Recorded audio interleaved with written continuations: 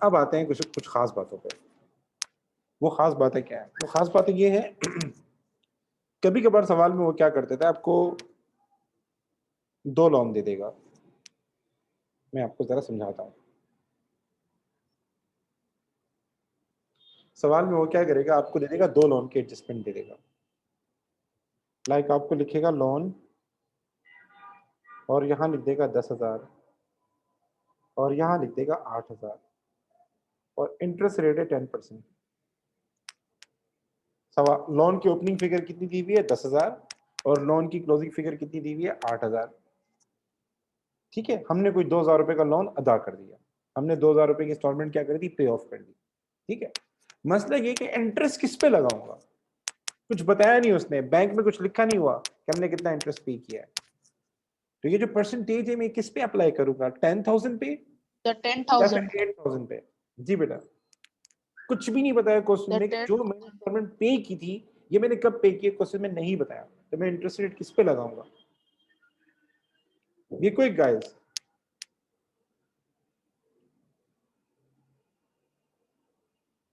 Excellent बेटा। एक बात याद रखो, देखो बेहतर अच्छी एडजस्टमेंट ये है कि वो मुझे बता दे कि ये 2,000 हमने पे किए थे, कब पे किए थे। अगर ये 2,000 हमने साल के शुरू में पे किए थे, बिल्कुल पहली तारीख पे किए थे, तो इट मींस हमारे पास पूरे साल 8,000 रुपए अमाउंट ड्यू था। इंटरेस्ट लगता है आउटस्टैंडिंग अमाउंट पे। किस पे लगता है? आउटस्टैंडिंग अमाउंट पे, जो अमाउंट ड्यू होता है पूरे साल। तो अगर हमने ये 2,000 रुपए साल के शुरू में दिए होते, बिगिनिंग में दिए होते, तो इट मींस 8,000 पूरा साल हमारे पास था, 8,000 अमाउंट पूरा साल ड्यू था, तो फिर 8,000 रुपए लगाते। लेकिन अगर ये हमने 2,000 रुपए जो है 2,000 रुपए जो है ये हमने पे किए बिल्कुल साल की लास्ट डेट पे, बिल्कुल साल की लास्ट डेट पे, इट मींस पूरे साल 10,000 अमाउंट ड्यू था, पूरे साल 10,000 अमाउंट ड्यू था, तो फिर 10,000 रुपए लगेगा। बीच में दिए ये 2,000 रुपए, ये 2,000 रुपए बीच में पे किए हैं, बीच में 6 महीने बाद, तो 6 महीने लगेगा 10,000 पे, 6 महीने लगेगा 8,000 पे। इंटरेस्ट लगता है आउटस्टैंडिंग अमाउंट पे। किस पे? आउटस्टैंडिंग अमाउंट पे। तो अगर सवाल में कुछ भी नहीं बताया कि ये 2,000 रुपए की पेमेंट हमने कब की थी, तो ऑलवेज अप्लाई, गौर से सुनना, always apply percentage on higher amount. किस पे लगानी है? हायर अमाउंट पे। ये एग्जामिनर की प्रैक्टिस रही है। आज तक जितने भी सवाल आए हैं, लॉ के अंदर होता है प्रेसिडेंट। जब कोई मसला आ जाता है ना, जब कोई परेशानी आ जाती है कि इस केस को कैसे सॉल्व करना है, तो वो क्या करते हैं? प्रीवियस लॉज देखते हैं, प्रीवियस केसेस देखते हैं कि प्रीवियस केसेस में क्या हुआ था। तो यहाँ भी हम बच्चों को ये कहते हैं कि जो एग्जामिनर की अप्रोच रही है पिछले सालों के अंदर, A2 के अंदर, O लेवल के अंदर, वो हमेशा हायर अमाउंट पे लगाता है। किस पे लगाता है? हायर अमाउंट पे। तो 10,000 और 8,000 कौन सा हायर है? 10,000 हायर है। ठीक है बेटा। सो इनकम्प्लीट रिकॉर्ड का हमने SFP कर ली। टॉपिक पूरा नहीं हुआ, अभी चीजें रहती हैं। तो होपफुली ये कि मैं आपकी क्लासेस लूंगा। नेक्स्ट वीक मैं क्लासेस नहीं ले रहा, I would be in Lahore.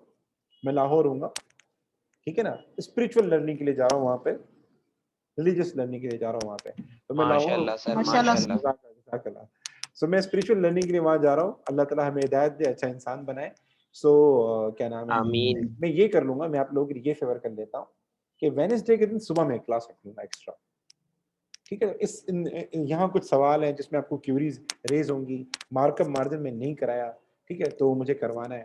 या मैं रिकॉर्डेड लेक्चर भेज दूंगा कि मार्कअप मार्जिन कैसे एडजस्ट करना है, और जो जो सवालों की क्यूरीज है वो बता दूंगा रिकॉर्डेड लेक्चर में। ठीक है, या फिर मैं आपकी अल्लाह ने चाहा वेडनेसडे के दिन एक एक्स्ट्रा क्लास रखूंगा। ठीक है, कोई सवाल? No sir.